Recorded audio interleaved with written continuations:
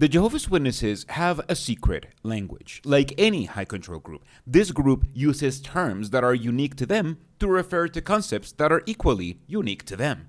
This allows them to reframe opponents raising criticism as siding with the devil, justify their isolationist and supremacist views, and further indoctrinate members. It strengthens the group identity, signaling other members that they belong to the group too, and it makes it easier to control thoughts and behavior, all while stealing away the original words and concepts that they have hijacked and twisted. A cult's specialized language is key to understanding its true nature, its thought-controlling techniques, and its ultimate goal. That is why, in this series, I will go through all of the words that the Jehovah's Witnesses have stolen and corrupted into cult concepts, starting with who I am. Apostate is the worst thing that you can be as a Jehovah's Witness. For witnesses, apostate refers to anyone who actively goes against the group. This can go from deranged people who commit criminal attempts against the group's property and their members, all the way to someone asking the wrong questions. As long as it's negative towards the religion or the perception of the religion, it's apostate activity. The devil is the main apostate according to Jehovah's Witnesses, since they believe Satan is the main antagonist of the religion, making him the biggest apostate. As a Jehovah's Witness, you are not to engage with anyone who is an apostate, and you need to shun them immediately, regardless of whether they are a stranger, a co-worker, or a family member. Mum, I want us to get together, but I won't hear anything negative about my beliefs. The moment you identify someone who appears to have the goal of communicating something negative about the religion, they are an apostate and must be immediately shunned and not listened to. Don't try to argue with the apostates. Don't read their comments. What matters isn't whether or not the person saying something negative about the religion is right or wrong. What matters is whether it's positive or negative. And if it's negative, then it must be coming from apostates. If the conversation turns negative, get out. Satan is behind the twisted teachings of apostates. He's the father of the lie. And those who lie are doing exactly what their father does. However, that is obviously not the definition of an apostate, the real one, at least. An apostate is simply anyone who abandons or renounces a political or religious allegiance. Anyone who converts into a religion, like someone who converts into the Jehovah's Witnesses, is an apostate.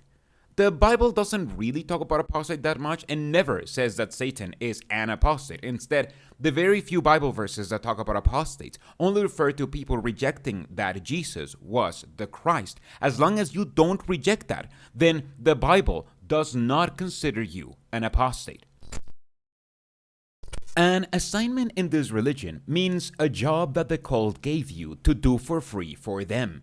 Anything from cleaning the toilets at an assembly to being the president of an international convention and even being a part of the governing body is an assignment, because those are all the jobs that you do for free for this cult. And since it's from and for the cult, then you can't really say no to them, at least not too often. Just a few months after we got married, we had this possibility to serve in another branch, but we consider, talk about it, we pray about it, maybe another time. You're in Bethel.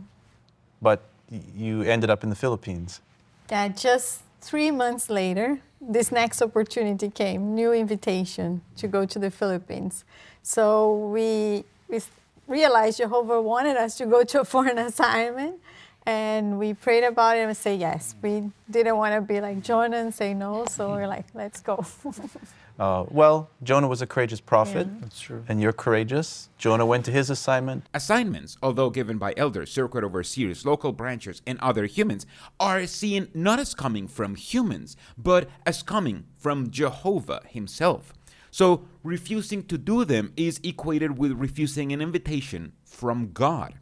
Doing a passive job is also seen as disrespectful, since you're doing that job for God too. And isn't God deserving of your best effort? However, pretty much every single task labeled as assignment is for the benefit of the cult, whether it's giving speeches to keep people indoctrinated, being sent to a different congregation to keep it under control, or building kingdom halls so the religion can sell them later at a profit. The only beneficiary of an assignment is the religion itself.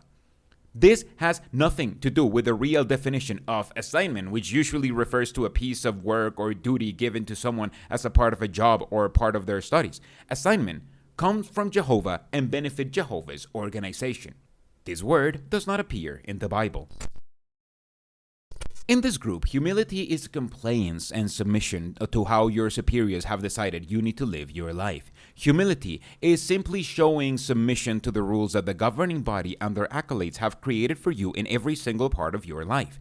It begins as soon as you're indoctrinated into the cult. Whether you are studying with this group or you were born into it, disagreeing with this group, its rules, or its leaders is seen as a lack of humility, because the humble thing would be to admit that you are wrong and submit to the direction that you've been given. This is a bit of an oxymoron when you take into account the real definition of humility, to have a modest view of one's own importance, because humility in this religion only goes one way. The governing body does not have a modest view of their own importance. Otherwise, they wouldn't make rules for people to live by and wouldn't punish those who don't abide by their rules. Thinking you know how someone should live their life better than them is, by definition, the opposite of being humble. Yet that is exactly what happens every time this cult enforces its rule upon its followers. Jehovah's organization is how the Jehovah's Witness cult refers to itself. They divide it into two parts. The invisible part of Jehovah's organization refers to God, Jesus, and the angels.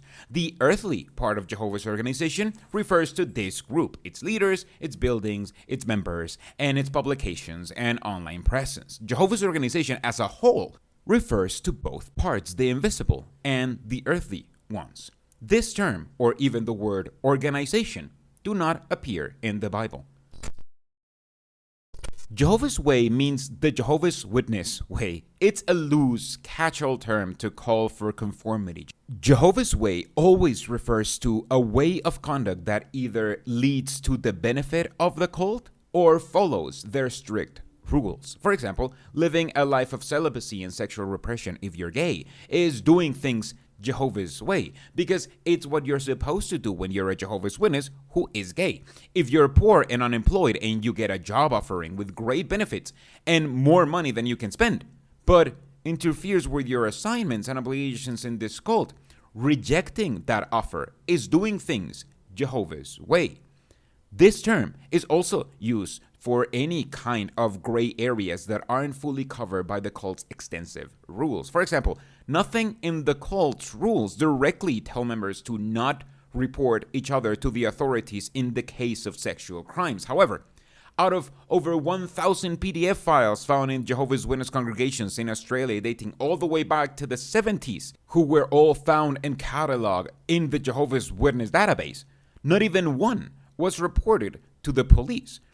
The members who stayed silent did things Jehovah's way by trusting that Jehovah was going to fix the problem and avoid doing anything that would blemish the reputation of this cult. This term does not appear in the Bible. Meditation refers to the act of self-indoctrination, usually done in private. Since the main purpose is indoctrination, this isn't an intellectual exercise. Instead, it's focused on emotionally tying you to the cult. It's usually done during personal indoctrination sessions at home. You're invited not just to read the Bible, but to dwell on how each Bible verse, watchtower paragraph, or pre-recorded speech reflects Jehovah's love for you and how you can show your gratitude for it. That has nothing to do with the real meaning of the word meditation, which refers to either mental exercises to gain control of your own thought flow or a spoken discourse about someone's thoughts on a topic. The word meditation only appears in the book of Psalms and does not match the definition given by the Jehovah's Witnesses. Prayerfully consider refers to an instruction usually given to you by the deeply indoctrinated cult members if you're wondering whether or not to do things Jehovah's way, aka the cult's way. Since praying is how you get close to Jehovah. This acts as a method of self-persuasion, disguised as spiritual reflection, to reinforce conformity with the cult's expectations. It has nothing to do with thinking rationally and reflecting on how your decision will impact your life. Instead, it's used as a method of encouraging members to reevaluate one's doubts and to steer them towards embracing the group's written and unwritten expectations and instructions. This term does not appear in the Bible. Unbeliever is a pejorative term used to refer to anyone who isn't a part of the Jehovah's Witness group.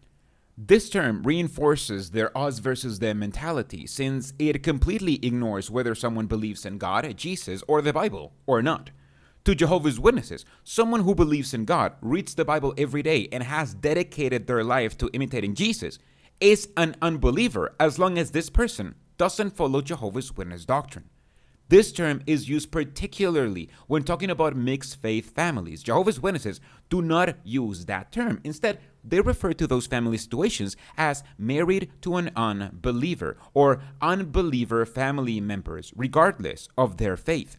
It's a complete corruption of the term, since the term refers to someone who believes in a higher power or in a religious text. Jehovah's Witnesses, Muslims, Catholics, and even the old lady who prays and reads the Bible every day at her house are all believers. Even some philosophers, activists, and revolutionaries could be considered believers. The difference between the real meaning of the term and how the Jehovah's Witnesses use it gives us a glimpse into the cultish, isolationist, and supremacist nature of the group. By refusing to call believers anyone who believes in the Bible, God, or Jesus, Jehovah's Witnesses tacitly admit that those are not their most important beliefs. The most important belief to a Jehovah's Witness is to follow the governing body, the leaders of the religion, and their interpretation of the Bible, God, and Jesus. If you refuse to do that, then you are not a true believer. And there's a worse name to call you if you're not a true believer. Worldly is a pejorative term worse than unbeliever, whereas unbeliever is pejorative but almost neutral, and apostate is the worst kind of outsider. Worldly fits right in the middle of those terms. This refers to the belief of the Jehovah's Witnesses that they are not part of the world and are instead part of Jehovah's organization and its government. Scripturally, they appeal to Jesus' prayer that his followers not be a part of the world. They are not a part of the world, just as I am not part of the world, says in John 17:16. From this, witnesses create a whole addendum of the need to separate in thought and conduct and the rules to avoid worldly customs, which they decided are things like secular holidays, political activities, and even entertainment that conflicts with their standards. A worldly person is someone who is a part of the world, commits those kinds of practices, and therefore should be avoided.